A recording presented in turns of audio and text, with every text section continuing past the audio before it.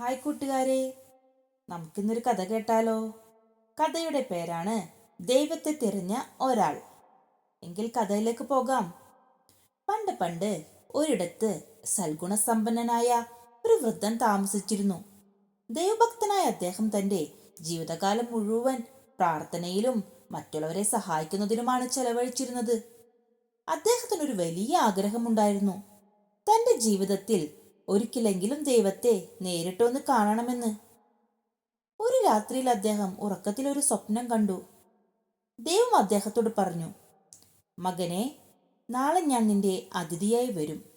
നീ എനിക്കായി കാത്തിരിക്കണം. അങ്ങനെ അടുത്ത ദിവസം രാവിലെ തന്നെ അദ്ദേഹം ഉണർന്നു. ദൈവത്തെ സ്വീകരിക്കാൻ തന്റെ വീടും പരിസരവും എല്ലാം വൃത്തിയാക്കി. ഏറ്റവും നല്ല ഭക്ഷണങ്ങൾ തയ്യാറാക്കി അദ്ദേഹം വീടിന്റെ ഉമ്മറത്ത് ദൈവത്തെയും കാത്തിരുന്നു. സമയം അങ്ങനെ കടന്നുപോയിക്കൊണ്ടേയിരുന്നു. അപ്പോഴാണ് വിശന്നു തളർന്ന ഒരു പാവപ്പെട്ട മനുഷ്യൻ ആ വഴി വരുന്നത്. ദൈവം വരുമെന്ന് കരുതിയിരിക്കുകയാണെങ്കിലും വിശപ്പ് കൊണ്ട് കഷ്ടപ്പെടുന്ന ആ മനുഷ്യനെ കണ്ടപ്പോൾ അദ്ദേഹത്തിന് സഹിക്കാനായില്ല. താൻ ദൈവത്തിനായി കരുതി വെച്ചിരുന്ന ഭക്ഷണത്തിൽ നിന്നും ഒരു വിഹിതം അദ്ദേഹം ആ പാവപ്പെട്ടവന് നൽകി. ആ മനുഷ്യൻ സന്തോഷത്തോടെ അത് കഴിച്ച് നന്ദി പറഞ്ഞു മടങ്ങി. സമയം ഉച്ചയോടടുത്തു. പുറത്ത് തണുത്ത കാറ്റ് വീശുന്നുണ്ടായിരുന്നു.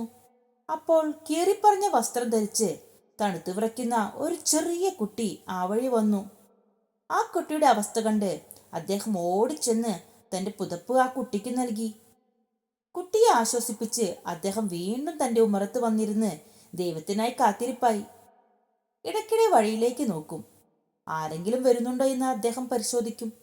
പക്ഷേ പ്രായമായവരും കുട്ടികളും അല്ലാതെ മറ്റാരെയും അദ്ദേഹം കണ്ടില്ല. അങ്ങനെ നേരം ഇരുട്ടി, രാത്രിയായി. എന്നിട്ടും ദൈവം വന്നില്ല. അദ്ദേഹം വലിയ സങ്കടത്തിലായി. കണ്ണീരോടെ അദ്ദേഹം ദൈവത്തോട് ചോദിച്ചു, ദൈവമേ, അങ്ങ് വരുമെന്ന് പറഞ്ഞിട്ട് എന്തേ വന്നില്ല? ഞാൻ അങ്ങയെ കാണാൻ എത്ര കൊതിയോടെയാണ് കാത്തിരുന്നത്. അങ്ങനെ പറ്റിക്കുകയായിരുന്നല്ലേ? പെട്ടെന്ന് ആ മുറിയിൽ ഒരു വലിയ പ്രകാശം പരന്നു. അപ്പോൾ ഒരു അശരീരി കേട്ടു, മകനെ, ഞാനിന്ന് പല രൂപത്തിൽ നിന്റെ അടുക്കൽ വന്നു. വിശന്നു വന്നപ്പോൾ നീ എനിക്ക് ഭക്ഷണം തന്നു. തണുത്തു വിറച്ചപ്പോൾ നീ എനിക്ക് പുതപ്പും നൽകി. നീ ആ പാവങ്ങളോടെല്ലാം കരുണ കാണിച്ചപ്പോൾ ഞാൻ നിന്റെ മുൻപിൽ ഉണ്ടായിരുന്നു. സഹജീവികളെ സ്നേഹിക്കുന്നിടത്താണ് ഞാൻ വസിക്കുന്നത്. അത് കേട്ടപ്പോൾ അദ്ദേഹത്തിന്റെ കണ്ണുകൾ നിറഞ്ഞൊഴുകി. ദൈവം തന്റെ അരികിൽ വന്നിട്ടും താനത് തിരിച്ചറിഞ്ഞില്ലല്ലോ എന്നോർത്ത് അദ്ദേഹം അത്ഭുതപ്പെട്ടു പോയി. കൂട്ടുകാരെ, ഈ കഥയിലൂടെ നിങ്ങൾക്ക് എന്താണ് മനസ്സിലായത്? ദൈവത്തെ നാം കല്ലിലും മണ്ണിലും മാത്രമല്ല തിരയേണ്ടത്. കഷ്ടപ്പെടുന്ന സഹജീവികളെ സഹായിക്കുമ്പോൾ ദൈവത്തെ തന്നെയാണ് നാം സേവിക്കുന്നത്. സ്നേഹവും കരുണയും ഉള്ളിടത്താണ് ദൈവം വസിക്കുന്നത്. അതുകൊണ്ട് നമ്മുടെ ചുറ്റുമുള്ളവരിലും ദൈവത്തെ കാണാൻ നമുക്ക് കഴിയണം. അവരെ സഹായിക്കാനും അവരെ സ്നേഹിക്കുവാനും ദൈവം നമ്മോട് പറയുന്നു. അപ്പോഴെല്ലാം നാം ദൈവത്തെ തന്നെയാണ് സ്നേഹിക്കുന്നത്. അതുകൊണ്ട് ഇനിയുള്ള കാലം മറ്റുള്ളവരെ സഹായിച്ചും സ്നേഹിച്ചും നമുക്ക് മുന്നോട്ടു പോകാം. എല്ലാവരെയും ദൈവം അനുഗ്രഹിക്കട്ടെ. നമുക്ക് വീണ്ടും ഒരു കഥയുമായി ഇനിയും കാണാം. അതുവരെ എല്ലാവർക്കും നന്ദി.